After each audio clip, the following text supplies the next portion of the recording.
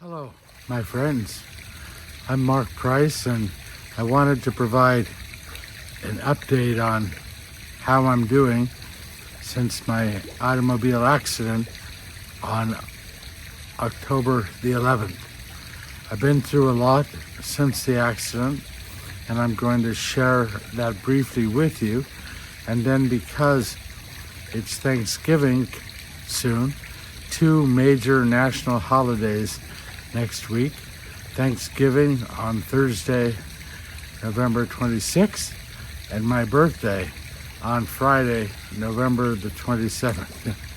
So we will celebrate both of those momentous occasions. My daughter said to me, "Dad, I know you're going to be better because you've retained your sense of humor." Well, I'm on her side. Without my sense of humor, I think I would have given up a long time ago. First of all, an update. I was in the accident, rollover car accident, single car mine. I do not remember the accident. I do remember that I believe I was cut off and then ended up going down the side of a hill and rolling over. As a result, I broke my neck, and C1 through C7, cervical vertebrates C1 through C7 are all fused together. So my neck is tight, so I will be doing a lot of this kind of movement. I'm supposed to be wearing this collar most all the time, at least for the first 90 to 120 days. But it's hard enough for me to breathe and talk, and so it's easier for me just to take it off for the brief time I'm going to give you this update. I will show you a couple of photos. They will not be gross photos or photos that you maybe don't want to see. They'll be x-ray for the most part, just to show you what I've gone through. I have three major issues that had to be dealt with. One was the broken neck, which they did save my life by fusing those vertebrates together. I'm grateful, of course, to the doctors and everyone involved. By the way, in this update, I won't mention any specific names because I don't want to forget to mention other names. So please forgive me. If I mention an incident or a situation, you'll know that you're the one involved.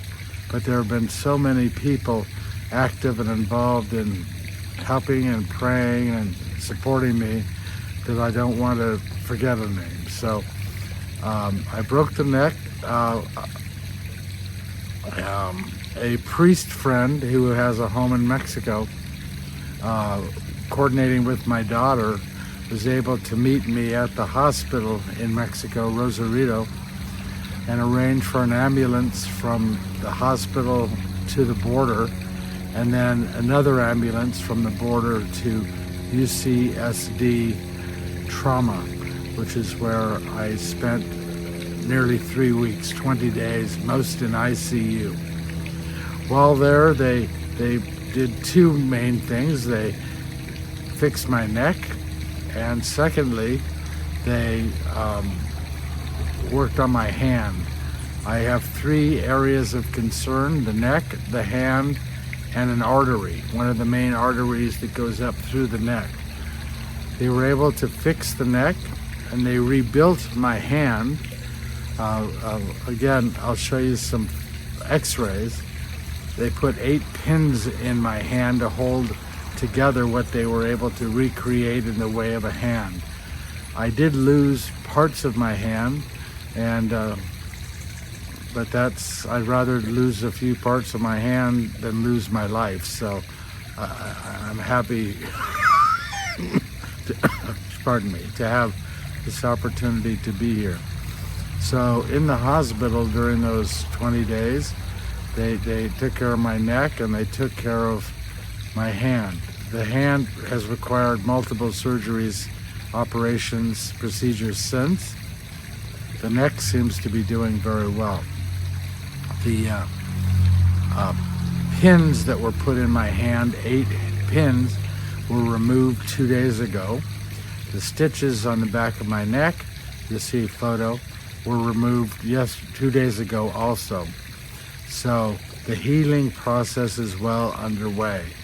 The next step is the physical therapy, which has had to have been slowed down until they could get to where it was healed enough for me to start stretching or doing whatever I'm going to have to do in physical therapy. The third item of concern is the artery, and they opted in the hospital to not address the artery. It was a concern because it was damaged, this artery going up my neck, in the accident, and it has to be looked at and dealt with. So at a future time, there's going to be an angiogram of that artery to see how much damage is there and what could be done to help the artery in my neck provide the flow of blood needed to the brain. So a lot of you maybe thought I was brain dead before, but maybe if they don't fix this artery, you'll actually see what brain dead looks like. That's a joke.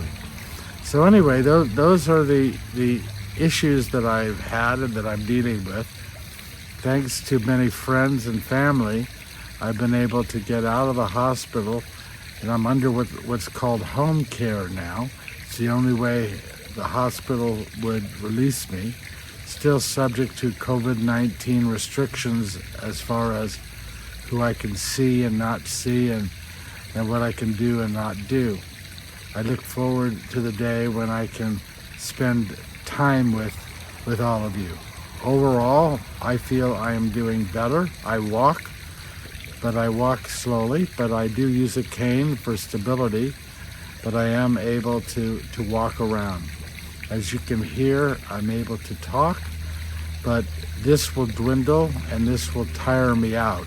And so I'll get to a point where my brain shuts down and I'm just very tired. But overall, I'm very pleased with how things are going. So that's the update, and a couple pictures to show you how things look. So now with Thanksgiving coming up, I thought I'd tell you of what I'm thankful for. First of all, I'm thankful for, if I had to hurt a hand and my hand was mangled, to quote one of the doctors, and had to be rebuilt, I'm very thankful it was my left hand, as I am right-handed. As a person of faith, I'm very thankful that I have prayer, because it is prayer that has sustained me. I remember in the hospital when I was just trying to understand what was happening to me, and I was loaded up on all sorts of medications. I kept trying to pray, and I kept trying to pray the Lord's Prayer. Our Father who art in heaven, hallowed be thy name. And I couldn't even think of it. I've been praying that prayer for over 60 years, and I could not even remember that prayer. And I remember at one point in the hospital bed, all of a sudden I tried again, and I got it.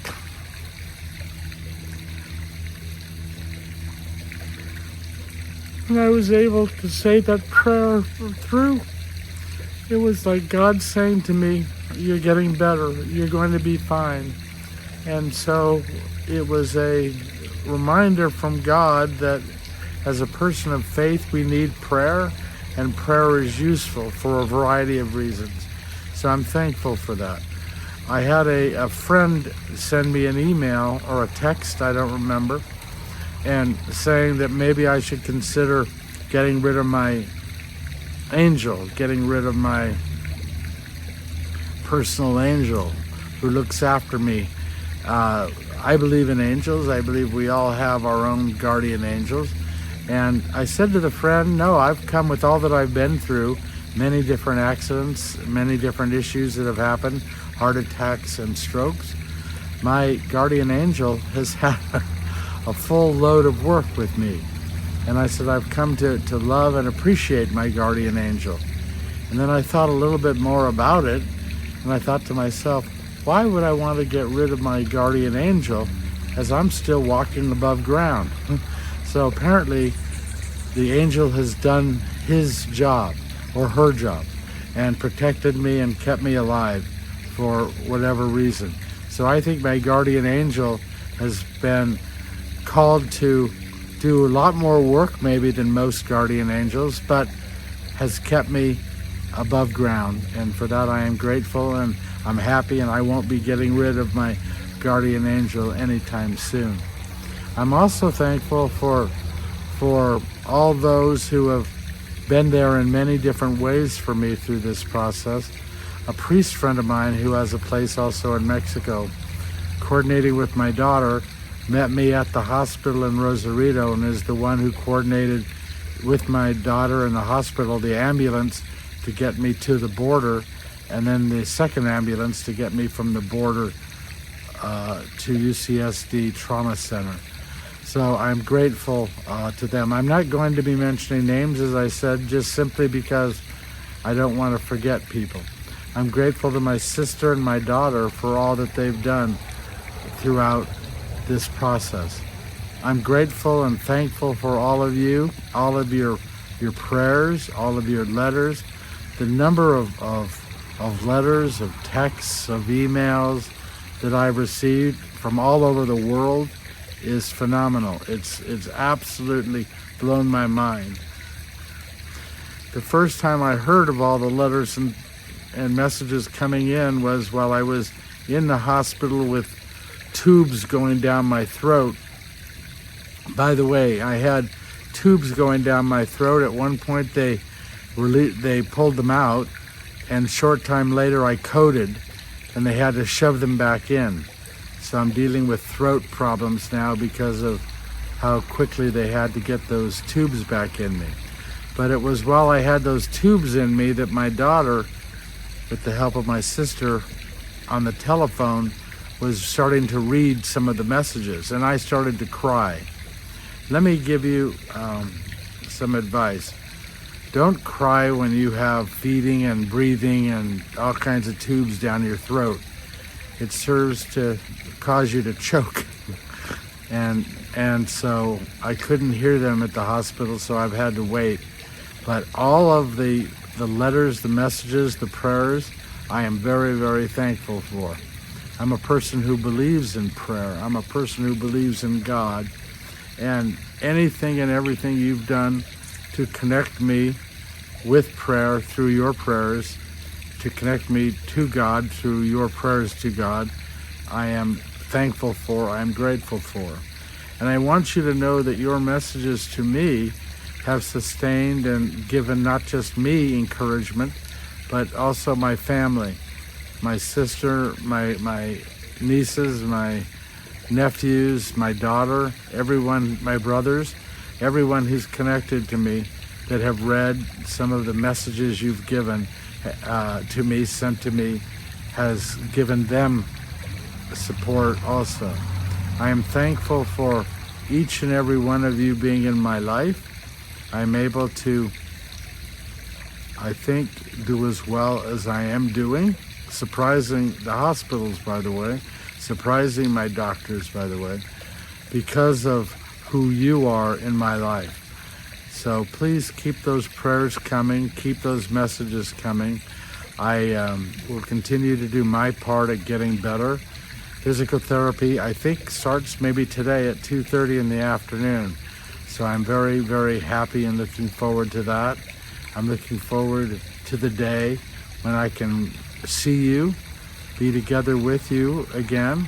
I'm looking forward to the day when I can start up my daily reflections. Those ended up being very important to me, and I want to continue those reflections as soon as I can. So as you enter into your Thanksgiving season next week and then Christmas season after that, please know that you have someone here who will this Thanksgiving be saying all kinds of prayers of appreciation and being thankful for each and every one of you. I'm thankful this season for all the prayers answered, but I'm also thankful for all the prayers unanswered, because that tells me, work a little harder, Mark. You know, that's not something God's going to do. That's something you need to do. So I'm appreciative of all of you, all your prayers, all of your thoughts, all of your well wishes, all of your gifts, your love offerings. And I thank God every single day for you. So I hope this update is helpful. I hope that it's appreciated. It wasn't easy to do. I had to have someone put my shirt on and shave my face so I looked halfway clean. And I look forward to future opportunities to connect with you. I love all of you. You are my friends. I work with you. I socialize with you. We are family because of our connection. I thank God for you. Amen. This is Mark Price, as I say. Thanks for listening.